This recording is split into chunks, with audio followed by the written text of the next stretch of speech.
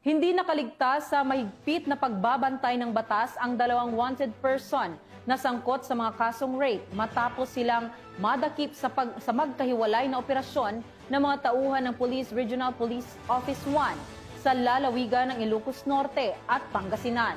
Yan ang tinutukan ni Police Corporal Mark Anthony Pico. Ang regional most wanted person sa San Nicolas, Ilocos Norte dahil sa kasong statutory rape at ang municipal most wanted person ng Pusurubio, Pangasinan dahil naman sa kasong rape sa magkaibang operasyon noong 13 ng Oktubre taong kasalukuyan.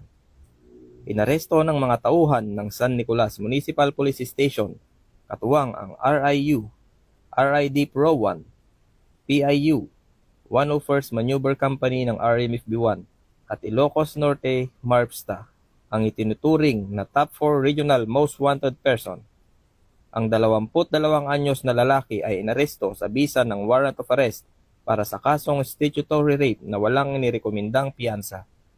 Samantala, sa bayan ng Pusurubio, Pangasinan, inaresto ng mga tauhan ng Pusurubio Municipal Police Station ang isang 19 anyos na binata na itinuturing na top most wanted person ng nasabing bayan. Sa bisa ng warrant of arrest ay inaresto ang suspect dahil sa kasong rape na walang inirekomendang piyansa. Ang dalawang akusado ay kasalukuyang nasa kustudiya ng mga nasabing police station para sa kaukulang dokumentasyon at disposisyon bago iharap sa korte. Ayon kay Police Brigadier General Dindo R. Reyes, Regional Director ng PRO1, patuloy nating ipinapakita sa mamamayan ng Ilocos Region na walang liblib o malayong lugar para sa mga nagtatago sa batas. Ang PRO1 ay mananatiling matatag sa pangakong panatilihing ligtas, payapa at maayos ang ating mga komunidad. Sa sama-samang pagkilos, tiyak na magwawagi ang katotohanan at katarungan. Pahayag ni Police Brigadier General Reyes. Sapagkat ang kapulisan ng Region 1 ay maaasahan, malalapitan at mapagkakatiwalaan.